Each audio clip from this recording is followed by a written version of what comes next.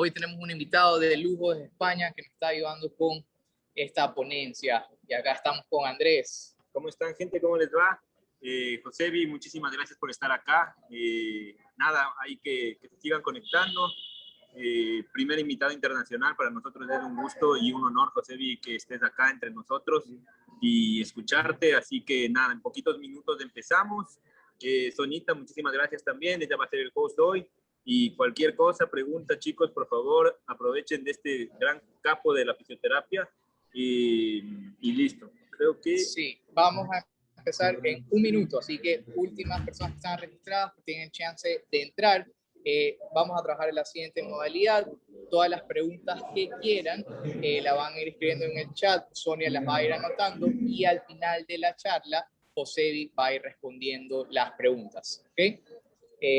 Josebi, vamos, ¿estás listo? Sí, sí, cuando me digáis. Perfecto. Admitir a todos. Bien. Entonces, Josebi, nuevamente muchas gracias, disculpa por todos los inconvenientes y empezamos contigo. Vale, voy compartiendo entonces. Sí. Será esto, entiendo, ¿no?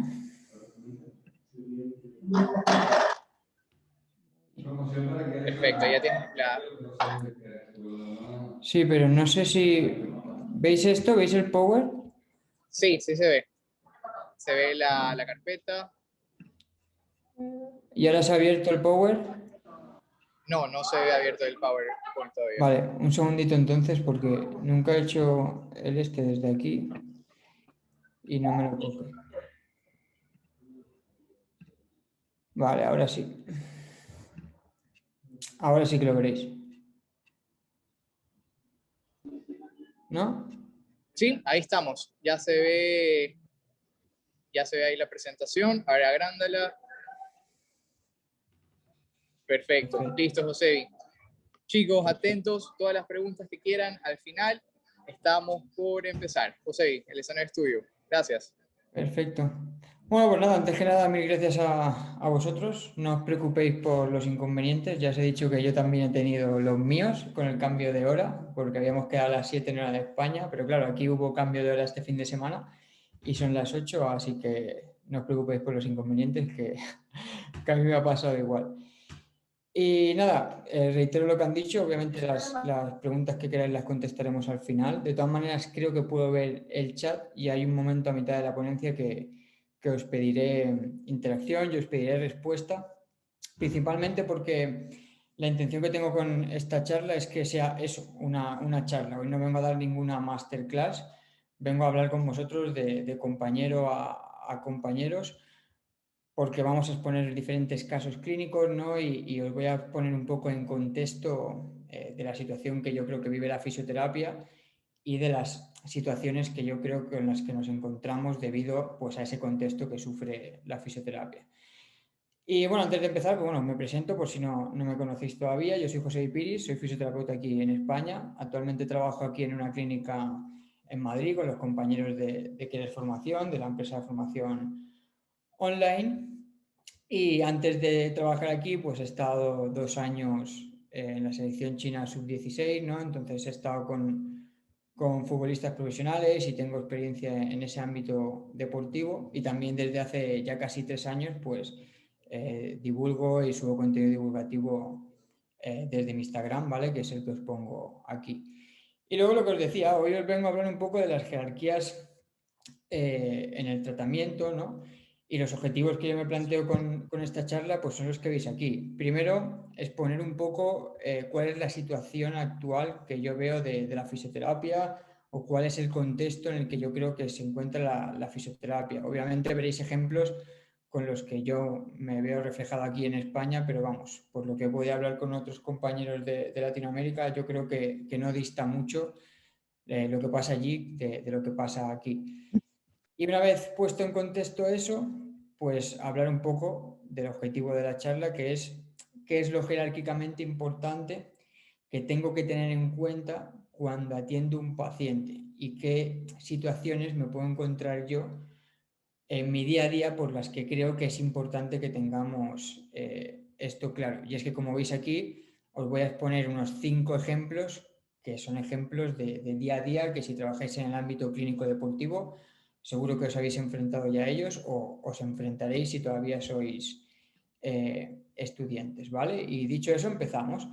Como os he dicho, para introducir, perdón, vamos a hablar un poco de la situación de la fisioterapia. Lo primero que tenemos que tener claro es que yo creo que la fisioterapia es una profesión joven.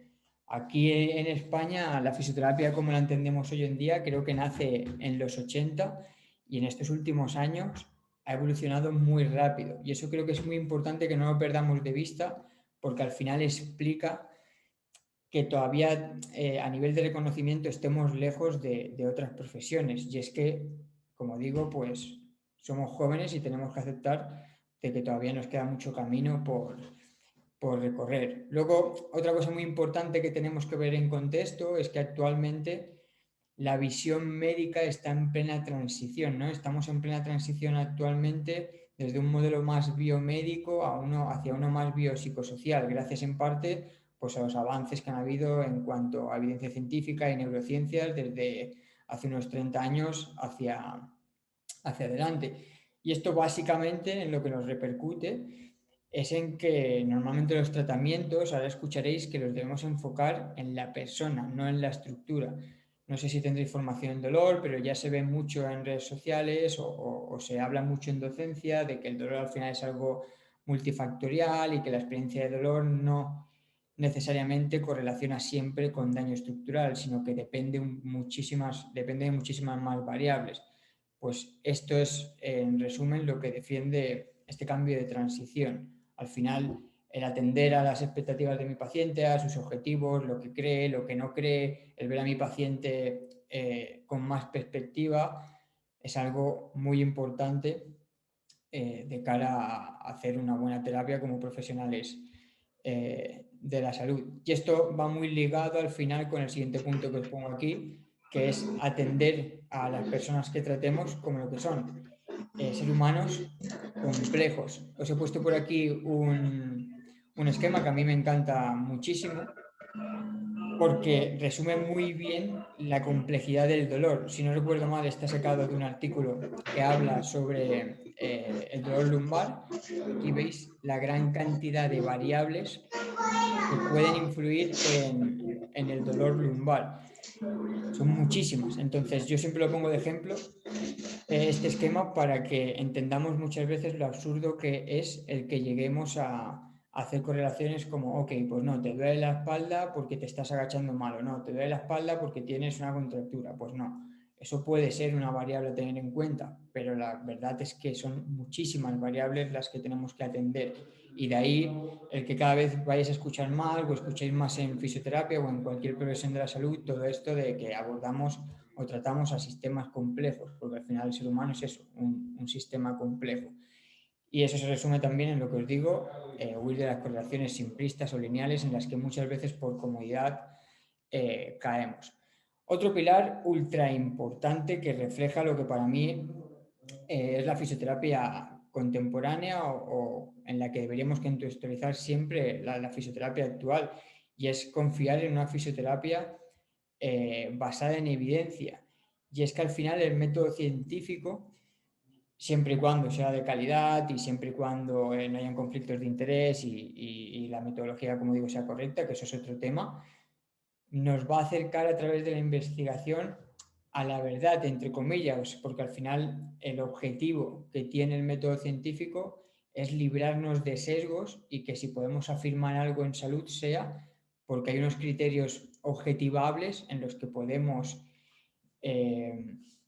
confiar. Y además, a mí personalmente, el que cojamos el tema de la fisioterapia basada en evidencia como un marco común me parece muy positivo de cara a la profesión, ya que nos va a ayudar a reforzar nuestro sentimiento de unión y colectivo, porque es uno de los grandes problemas que yo creo que tiene la fisioterapia hoy en día, y es que somos una profesión egoísta, pero somos una profesión egoísta por contexto, porque por ejemplo aquí en España, si no recuerdo mal, actualmente el 90% de fisioterapeutas trabajan en el ámbito privado, entonces involuntariamente acaban cayendo en el yo me lo guiso, yo me lo como, y como depende exclusivamente de mí el que yo gane dinero, pues me la pelan o me la traen un poco floja pues mis compañeros. Eso tiene que empezar a cambiar. Yo creo que está en proceso de hacerlo y el que nos acojamos a un marco común y rememos en la misma dirección nos va a ayudar a hacerlo. Y de ahí el que basemos la fisioterapia en esos pilares, ¿no?, de la evidencia científica. ¿Qué pasa? Pues que esto no sienta bien y sobre todo a gente con más experiencia o gente que quiera salirse del marco de la evidencia o te vaya a justificar todo con el a mí me funciona, pues nos va a llegar y nos va a decir, no, claro, es que te falta clínica, es que te falta experiencia. Pero es que eso no va así. La fisioterapia basada en evidencia no significa que yo no haga nada que no pueda leer un artículo científico, porque ojalá tuviéramos artículos científicos para todos, pero no es tan fácil. Al final los artículos científicos nos van a marcar el camino y nos van a explicar fundamentos, pero la mayoría de pacientes no tienen resolución en un caso clínico. Yo no voy a coger a una paciente y voy a decir, ok, pues meto sus hallazgos en PubMed y seguro que ya tengo la respuesta. No, ojalá fuera tan fácil, pero eso no es así.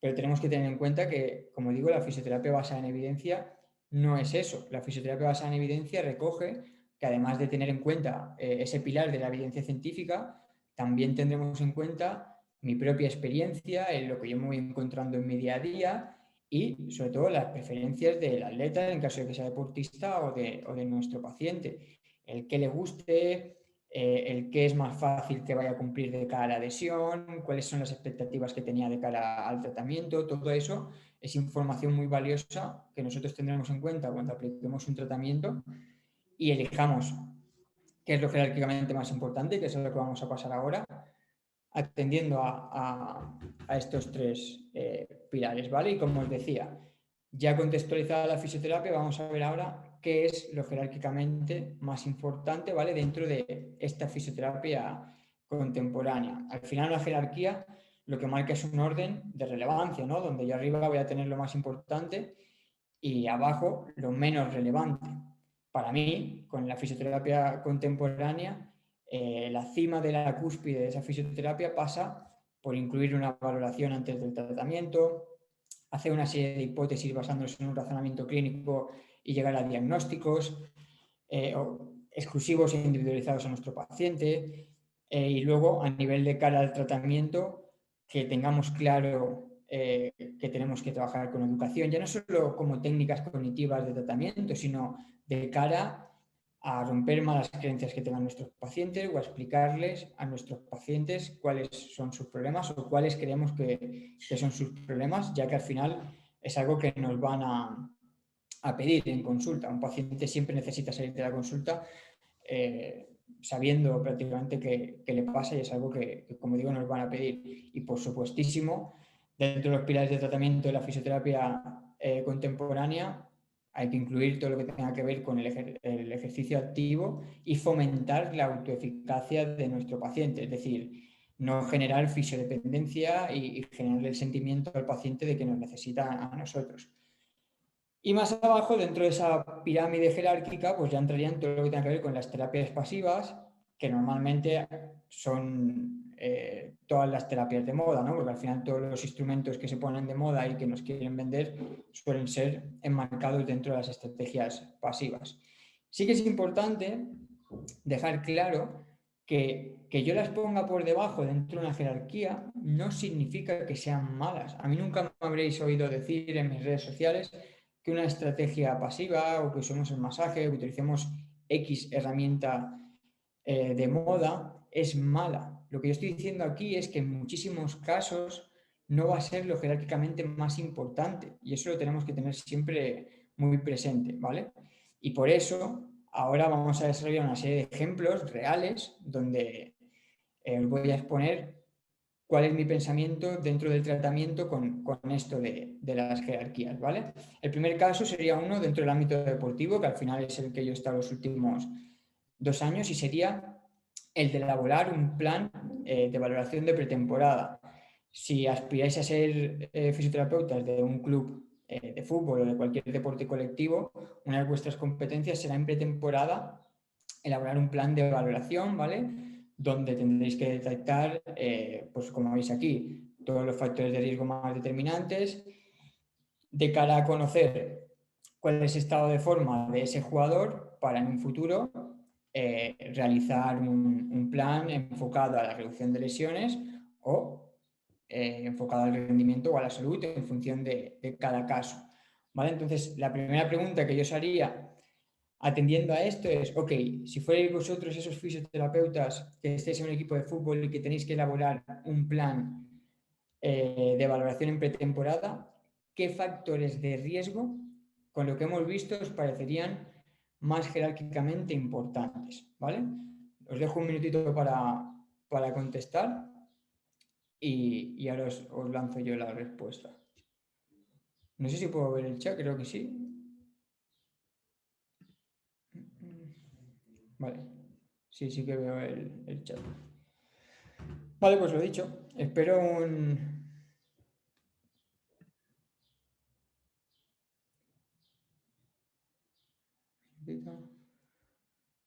Vale, vale.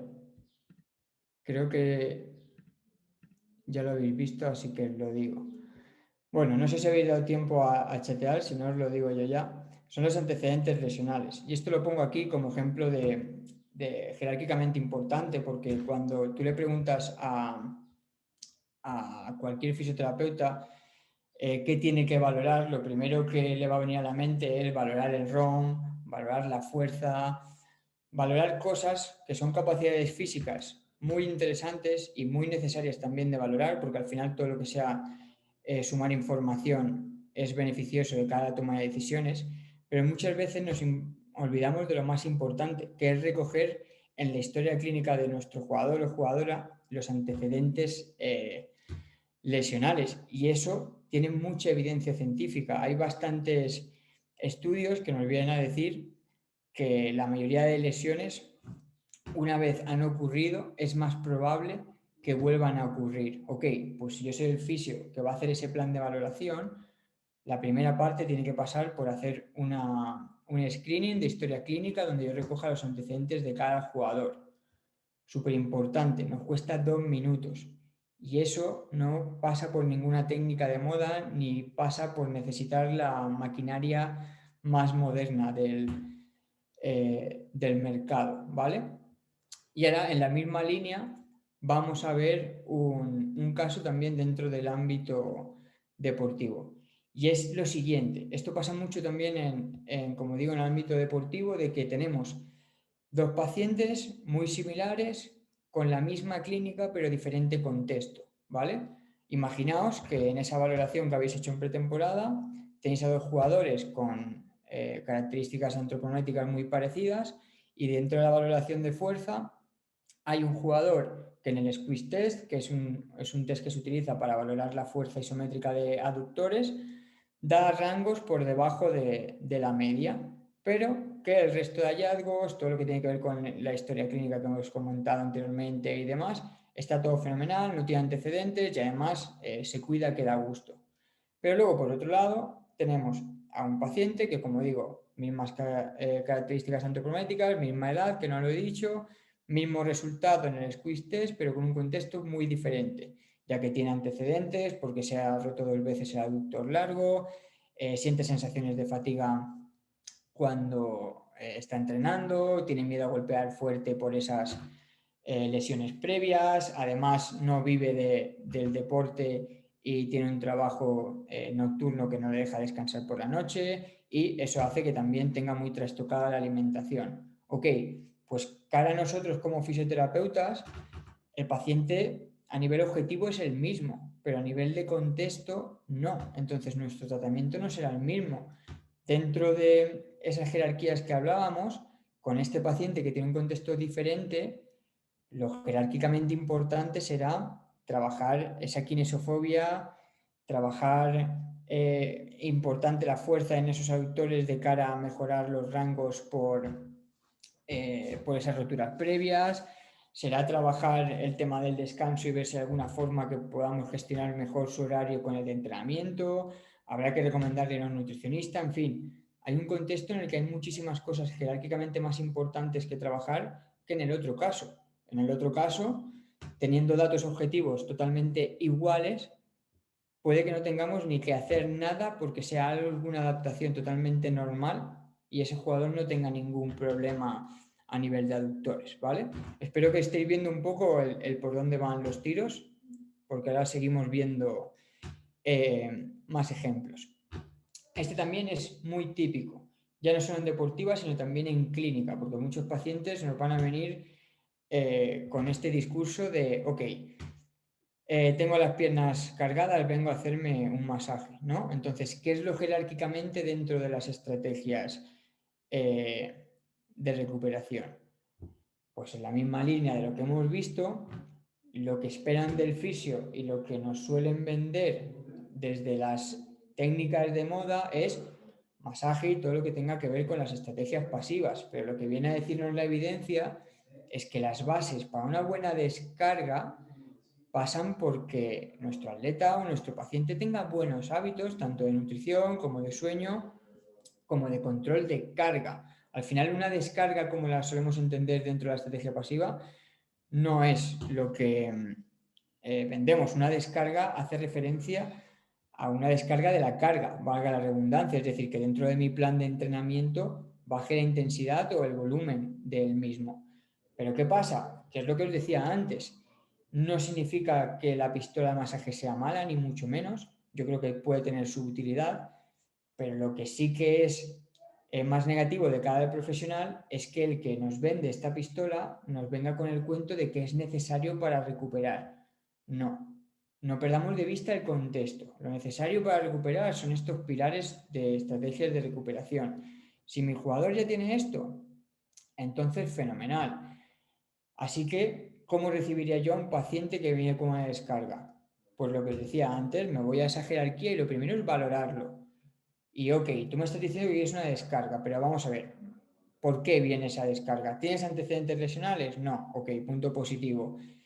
¿Qué más? ¿Duermes bien? ¿Buena calidad de higiene del sueño? Sí, ok, punto positivo. ¿Controlas los entrenamientos con un entrenador o en tu club tienes a un monitor, entrenador que te lleva todo el tema del volumen de entrenamiento? Sí, ok, punto positivo. ¿Tienes claro lo que es una descarga? Ok, sí. Si todo eso está perfecto, entonces fenomenal. Le explicamos que al final todo lo que tenga que ver con masaje es beneficioso de cara a mejorar sus sensaciones, aunque no necesariamente signifique que vaya a recuperar más rápido. Y a partir de ahí lo que queramos, pistola, masaje o lo que queramos, pero sin perder de vista lo jerárquicamente importante. Si a mí me viene un jugador donde todos estos pasos previos los tiene para trabajar, pues ok, igual la descarga se la acabo haciendo igualmente, pero le voy a tener que educar en eso, porque si no, mi descarga de cara a su recuperación prácticamente es irrelevante, porque lo jerárquicamente importante no lo está cumpliendo. ¿Vale? Y ahora salimos del ámbito deportivo, ¿vale? Para ir a un caso más clínico, que de hecho fue un caso que tuve ayer mismo, ¿vale? De dolor bilateral y de sobrecarga también, ¿vale? Para ver cómo gestioné yo el que es lo jerárquicamente importante. Como os digo, es un caso que vino ayer de una mujer de 60 años que presentaba dolor en el cuello, tanto anterior como posterior, rigidez en la zona de ambos bíceps y de ambos hombros, y que tenía desde hace 2 meses y que no mejoraba. Entonces la mujer venía asustada en plan de, oye, es que esto no se me va. Y para ella el problema era toda una sobrecarga muscular debido a las malas posturas durmiendo. Ok, vamos a los puntos de fisioterapia contemporánea y empezamos a valorar. Yo en la historia clínica empecé a apuntar cosas importantes de su historia clínica, valga la redundancia, como que era asmática, como que le costaba respirar cuando hacía esfuerzos que no deberían dar esas sensaciones, como por ejemplo simplemente subir unas escaleras. Me comentó que se asfixiaba incluso a veces por la noche, que no dormía bien, que se despertaba a cada hora o por el dolor o porque no podía respirar por esta asfixia que os comento, o porque además se levantaba con ganas de orinar. Entonces, se me ve una paciente con una descarga, o sea, que quiere una descarga porque se piensa que todo su dolor es muscular, pero yo en la historia clínica me encuentro con todo esto. ¿Qué es lo jerárquicamente importante dentro de de este caso. ¿Ir directamente a hacer una descarga y masaje? Obviamente no, ahí ya de por sí, sin valorar nada más en camilla ni con exploración objetiva, ya hay señales de que pasa algo más allá de una sobrecarga. Pues lo primero fue descartar red flags y hacer una exploración neurológica para ver que todo estaba ok y no había nada o ningún motivo por el que derivarla a un centro de urgencias. No dio ningún signo ni síntoma que me hiciera sospechar esto. Así que el siguiente paso fue hacer una exploración en camilla donde hacer las primeras hipótesis. Y lo que me encontré es que lo que mejor modificaba los síntomas y mejoraba sus sensaciones era el trabajo de movilidad dorsal y cervical, porque venía muy rígida. Seguramente esa movilidad estaba muy alterada por todos los trastornos respiratorios que esta mujer tenía. Entonces, ¿cuál fue el tratamiento? Pues prácticamente la mayoría del tratamiento fue movilidad dorsal y recuperación del patrón respiratorio que prácticamente tenía olvidado. Para mí lo jerárquicamente importante de ese caso era todo lo que tenía que ver con la asfixia. El problema es que ella no estaba siendo consciente de que en su caso era lo jerárquicamente importante. Entonces, además de esto, yo durante la sesión le estuve explicando que no tenía el por qué normalizar la asfixia, que no era algo que debía de tener como normal, porque no era beneficioso de cara a su salud. Teníamos que conseguir mejorar la sintomatología y que ella le diera importancia al sueño y al descanso, porque al final una buena higiene del sueño, un buen descanso nocturno es muchísimo más beneficioso que cualquier sesión de fisioterapia. Y por supuesto que perdiera el miedo a esas posturas. En su caso, aunque ella pensara que era así, el problema no eran las posturas. Para mí era irrelevante porque el tema este de la rigidez postural venía mucho más facilitado seguramente por todos estos trastornos relacionados con el sistema respiratorio, ¿vale? Y por último, un caso también muy de clínica y que también refleja muy bien todo el tema de las jerarquías sería el de una tendinopatía.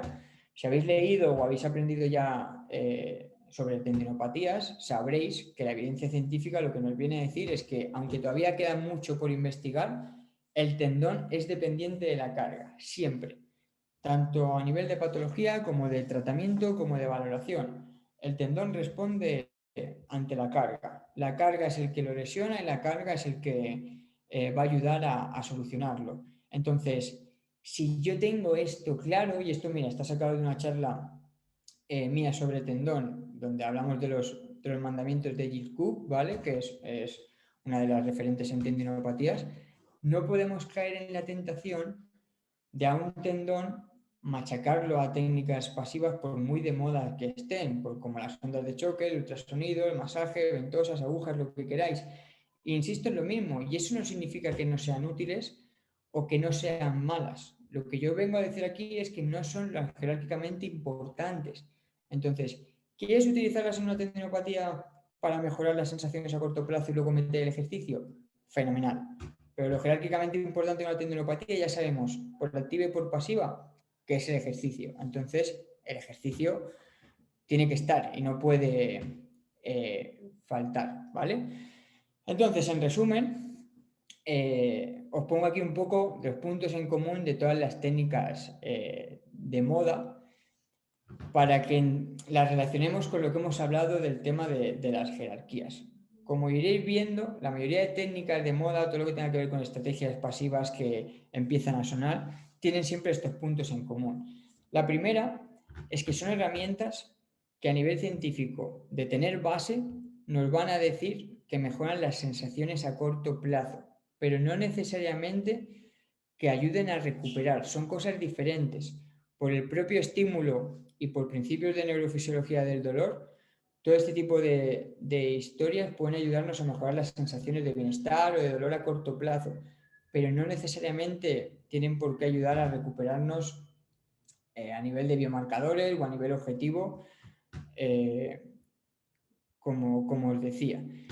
Seguidamente suelen tener muy poca evidencia, esto es así, la mayoría de técnicas de moda, la evidencia que sacan la sacan los propios desarrolladores o es evidencia que hay que coger muy con pinzas. Y luego, y es lo más triste, tienen mucho marketing, y eso es así. Y el marketing no es malo, eso lo hemos defendido muchas veces también en redes sociales. El marketing es necesario porque al final es el que te va a enseñar lo que hay.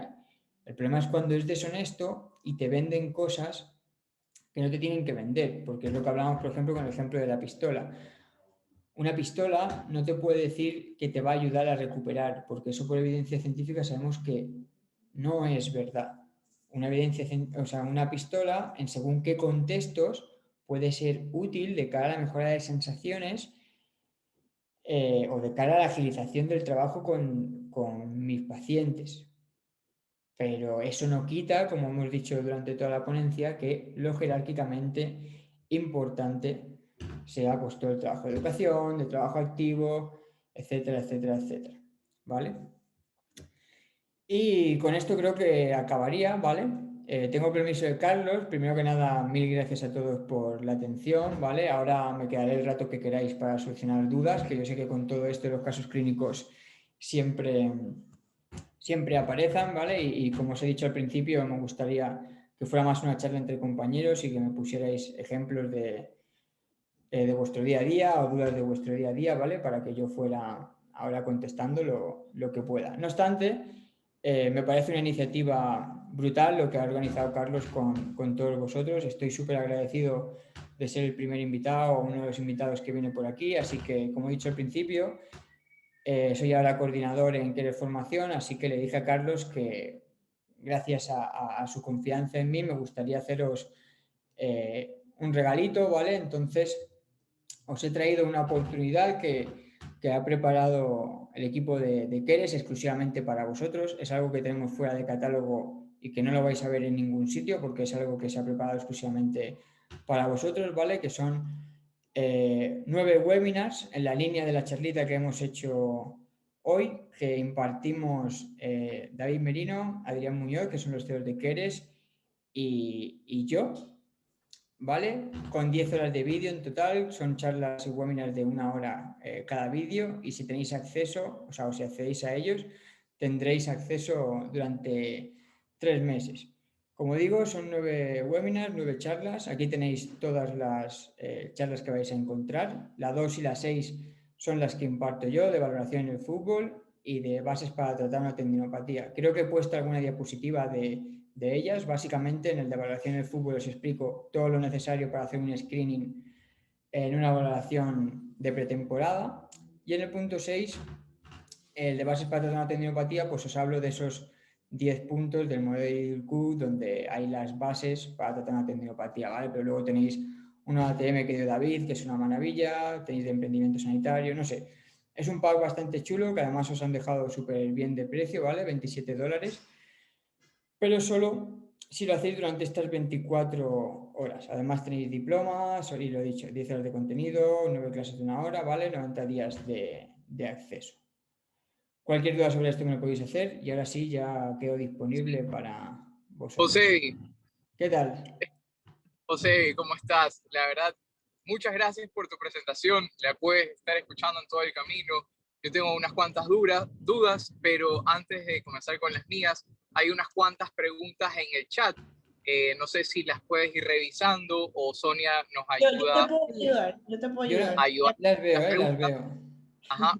La otra cosa, chicos, todos los que están conectados, Sebi y todo el equipo de Quere Formación nos están dando una gran oportunidad solo por 24 horas. El link lo acabo de compartir en el chat. En ese link, que solo para las personas que están registradas en esta charla van a poder acceder a este gran descuento que nos han dado y aprovechar de muchas charlas muy interesantes como la que nos acaba de dar hoy José. Entonces, chicos, aprovechen, entren al link ahora, compren la formación y comiencen a averiguar un poquito más de José y el trabajo de José. Ok, Sonia, ayúdanos con las preguntas, por favor. Hola, ok. Bueno, aquí hay una pregunta súper interesante que me pareció que tiene que ver mucho más con el tema que estamos hablando, que dice, ¿cómo hacemos que el paciente que ya viene con una mentalidad de este tipo de instrumentos relacionados con terapias de moda le hace bien, siendo que la jerarquía es diferente? Eso es súper importante y ese es el gran dilema que vamos a tener siempre y la gran dificultad que vamos a tener siempre con esos pacientes. Yo las expectativas del paciente siempre las tengo muy en cuenta y lo que tenemos que ir viendo es leer hasta qué punto en una primera sesión nos conviene cambiar esas expectativas o no. Porque hay pacientes donde si esa creencia de que necesita una terapia pasiva está muy instaurada, pues igual lo que tienes que hacer en esa primera sesión es pues tragarte de lo que yo te he contado de las jerarquías y darle lo que quiere, pero eso no quita que mientras tú le estés dando lo que quieres, le vayas educando en lo que le deberías dar. Por ejemplo, el tema del masaje, que es lo más relevante. Yo tengo muchos deportistas que han venido y me han dicho, ok, quiero una sesión de descarga de 1 hora. Ok, vale, eres deportista, tú sabes lo que hay, yo te la doy. Pero yo durante la sesión pregunto y hago una entrevista previa y en función a lo que yo vea, voy testando. Y si ese deportista me viene con una sesión, o sea, me viene pensando que necesita esa sesión de 1 hora para recuperar, porque si no se va a lesionar, mi trabajo es explicarle que eso no tiene que ser así y que lo importante es que se cuide y que yo prefiero 1000 veces que se cuide a que venga una vez a la semana a que yo le haga masajes si realmente le interesa el rendimiento deportivo. O con tema de dolor pasa lo mismo, pues si mi paciente viene con altas expectativas de masaje, pero yo creo que no es conveniente solo trabajar masaje, pues habrán sesiones donde podré jugar con lo que yo quiera porque la paciente sí que viene abierta a cambiar o habrá veces que no. Es algo muy relativo y dependiente de cada paciente. Por ejemplo, también influye mucho... Eso, dime.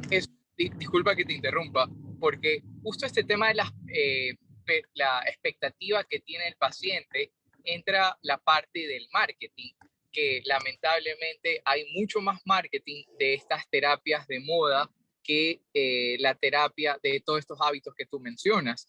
Entonces nos llega el paciente buscando esta posible solución de que, ok, lo voy a solucionar con un masaje, con unas pistolas. Rompes esa expectativa o trabajas esa expectativa desde la primera sesión o comienzas a trabajarlo ya a medida que vas avanzando en la parte terapéutica con tu paciente?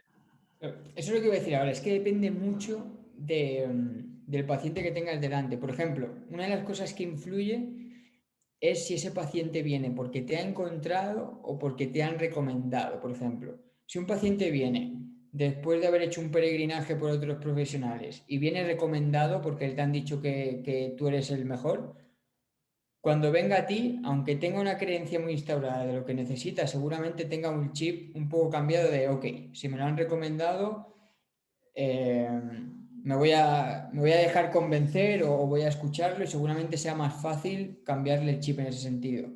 Pero luego está el paciente que te ha encontrado, o igual porque tienes la clínica al lado de su casa, o igual por lo que sea, que igual viene exigiéndote demasiado. Pues igual con el paciente que viene exigiendo o con el que de primeras ya notas que va a ser complicado cambiar esos esquemas, pues vale la pena ceder un poco y sobre la marcha ir tratando de cambiar. Y aún así, habrán pacientes donde no conseguiremos cambiar el chip o no acabará contento y buscará otro. O sea, lo que estoy diciendo aquí no es ninguna verdad absoluta y no significa que yo siempre lo consiga. Lo que yo vengo a decir aquí es que como profesionales de la salud al menos deberíamos intentarlo. José, soy Sonia. También sucede mucho porque la verdad es que este espacio también es para hablar de fisioterapia real, o sea, sucede mucho incluso cuando los médicos te dan como tratamientos directamente o como una receta de cocina, tienes que poner tanto y tanto y tantas cosas, entonces el paciente te llega y te dice, ok, ¿por qué no estamos teniendo el mismo tratamiento que manda el médico? Tiene muchísimo que ver también con la expectativa del paciente. Claro, ahí también es que depende mucho del contexto en el que eso pase. Por ejemplo, si a mí me viene a clínica privada con la receta del médico, seguramente ya me venga con intención de cambiar, porque seguramente ya habrá visto por su propia experiencia que esa receta no era lo mejor que necesitaba. En contextos donde, por ejemplo, trabaje para una mutua o trabaje en el propio hospital y tenga que obedecer a esa jerarquía con el médico, Yo lo que aconsejaría es tratar de establecer comunicación directa con ese médico para que él ceda un poco a nuestro favor. Y dentro de eso, quedarnos con lo más importante. Por ejemplo, me viene el médico y me dice, oye, 10 minutos de infrarrojos, 10 minutos de TENS y 10 minutos de magneto para este dolor cervical. Pues yo igual me iría al médico y le diría, oye, es un paciente muy sedentario, muy tal. ¿Cómo verías que metiéramos también un poquito de ejercicio de fortalecimiento o un poquito de ejercicio de movilidad? O mira, lo he valorado y he visto que tiene las dorsales muy rígidas. ¿Qué te parecería si en esos casos tenemos que tragar saliva y tratar de negociar, yo creo, con el médico y con el paciente? Porque ni va a ser bueno ceder del todo como si no nos importara, ni va a ser bueno tampoco ir a entrar en conflicto, porque al final eso tampoco le va a salir sacar nada de beneficio al paciente. Claro, y algo que siempre nos caracteriza aquí en este grupo que nosotros manejamos es que hablamos de fisioterapia real, porque si es que todo fuera de color arcoíris y todos habláramos el mismo idioma y trabajaríamos en conjunto con los médicos, el beneficiado sería el paciente, pero muchas veces entran, esto es lo que mencionó Sonia, este tema de los distintos profesionales que entran en conflicto, que por ejemplo dice el traumatólogo, no, tienes que hacer exactamente lo que dice en la receta y viene el paciente a exigir y hacemos lo que dice en la receta y no tenemos resultados y el culpable, el que recibe los platos rotos es el fisioterapeuta.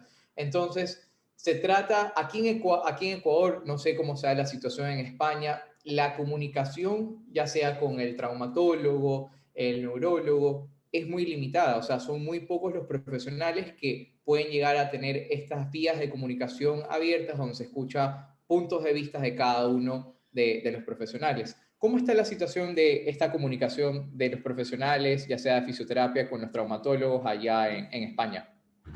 No, yo creo que también depende mucho de zonas y de con qué trauma te topes. O sea, yo, por ejemplo, trabajé en una mutua 2 años y prácticamente mi comunicación con los traumatólogos era nula. Pero luego hemos tenido muchos compañeros que sí que han podido tener una mejor comunicación y en redes sociales yo cada vez veo a más médicos abiertos al trabajo interdisciplinar, ¿no? Y salir de esa jerarquía.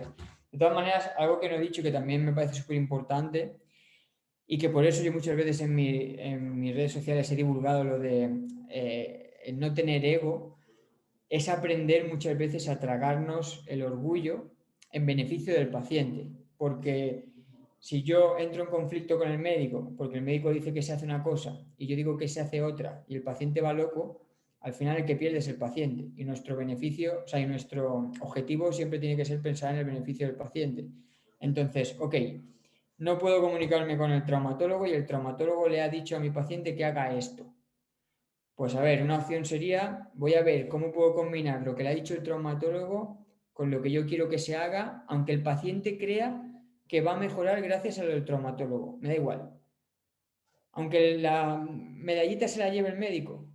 Mi paciente ha mejorado porque ha combinado esos infrarrojos, huesos, electrodos con un trabajo de movilidad y está mejor. Fantástico.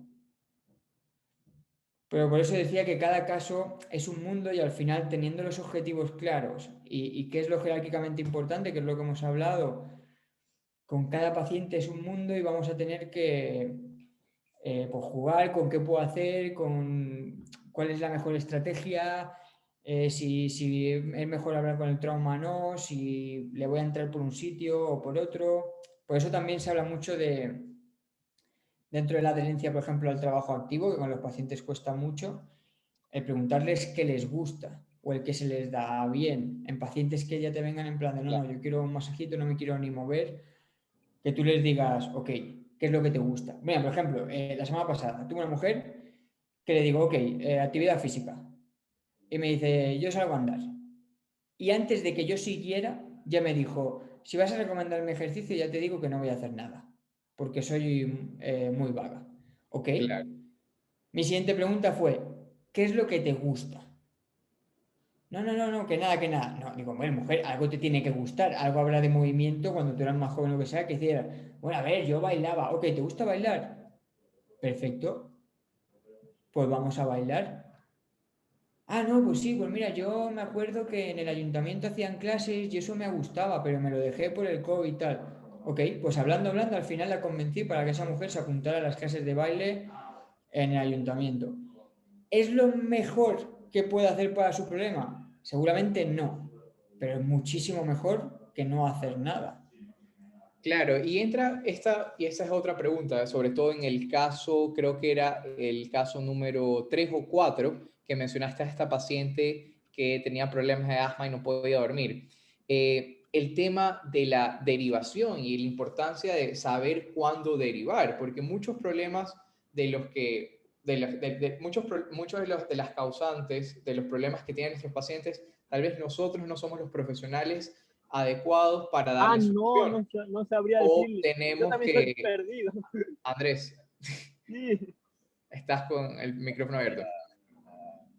Ya, disculpa, entonces que tener esta capacidad de nosotros poder derivar a a otro profesional. Y ojo, no solo hablo de un profesional médico, sino que, ok, sabemos que nosotros no vamos a convencer a nuestra paciente con las herramientas que nosotros tenemos aquí en nuestro consultorio en que se mueva, pero sabemos que hay esta opción en el ayuntamiento que no le va a hacer daño tampoco ir a bailar, simplemente que va a poder tener un poquito más de actividad física, ¿no? Entonces, tener esa capacidad de decir, ok, yo no puedo enseñarte a bailar, pero esta persona sí puede. Que eso también creo que es bastante importante y responsable, porque es buscar el bien del paciente. Claro. Sí, es súper importante. Además, esta mujer encima era una mujer con problemas reumatológicos serios y venía porque ya estaba acostumbrada a tener ese dolor persistente y venía con la mentalidad de no, yo vengo aquí y voy a venir una vez al mes y tú me haces un masajito y lo que quieras para quitarme un poco de dolor y yo paso unos días.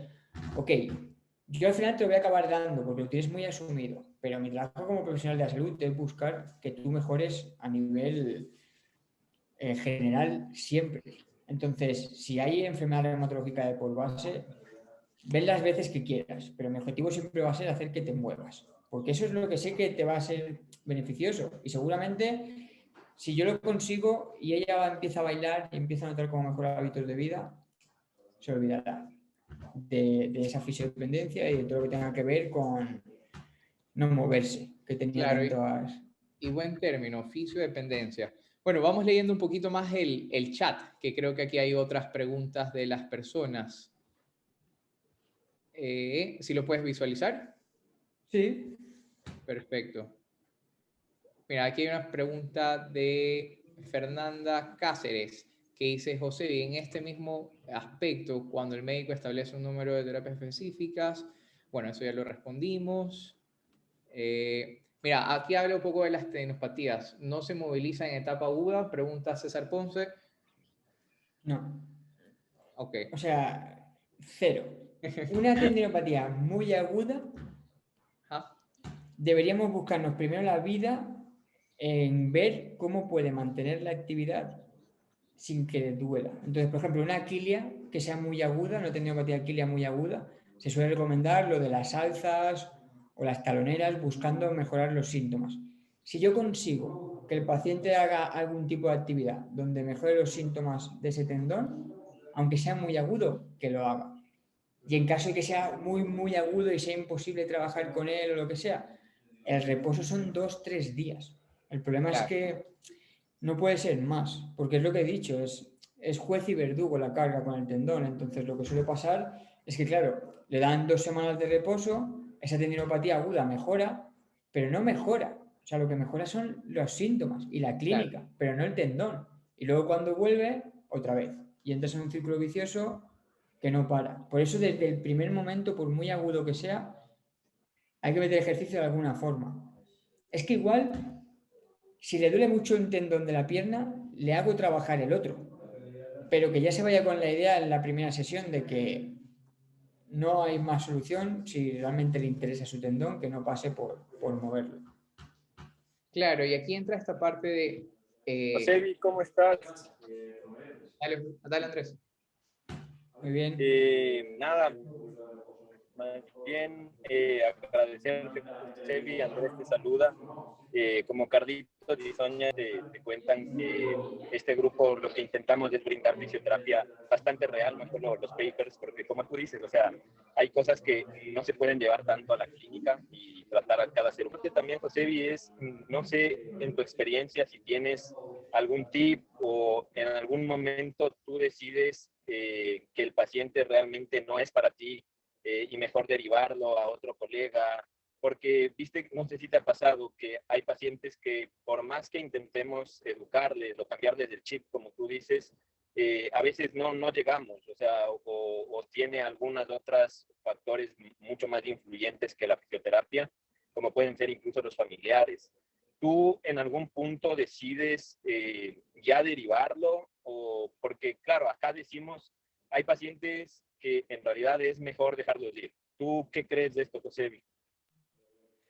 Sí, totalmente. De hecho, es lo que he dicho antes, y eso es así. O sea, yo pierdo a muchos pacientes por no conseguir cambiarles el chip, y eso nos va a pasar a todos y no hay ningún problema, pero eso es lo que a mí me fuerza a seguir aprendiendo el cómo gestionar eso.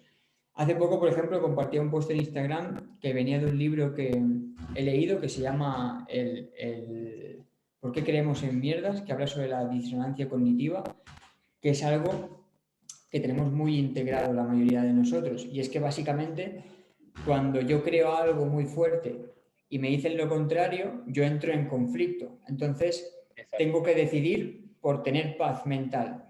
Pues claro, si esta idea la tengo muy arraigada, por mucho que el fisio me explique esto, por comodidad me voy a creer lo que sea para irme a lo que yo tenía en mente. Y eso es lo que pasa muchas veces con nuestros padres, que por jerarquía ya nos cuesta hacer que nos entren en razón porque o sea, somos sus hijos. Entonces, para un padre es muy difícil aceptar que su hijo sepa más que él.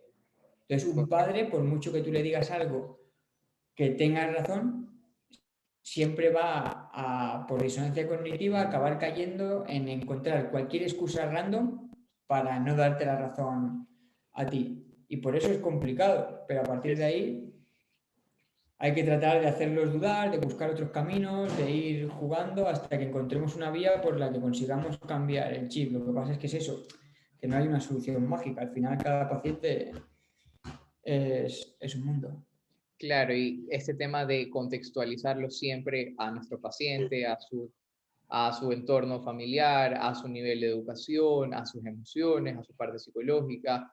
Entran muchas variables que el único que va a tener la capacidad de discernirlas y ver cuál es el mejor camino es el fisioterapeuta en la clínica, porque como lo dijiste al inicio, podemos tener, y lo que hemos mencionado, podemos tener todos los papers, toda la evidencia, pero no siempre mi paciente va a encajar en cada perfil de los estudios, entonces tenemos que ir adaptando.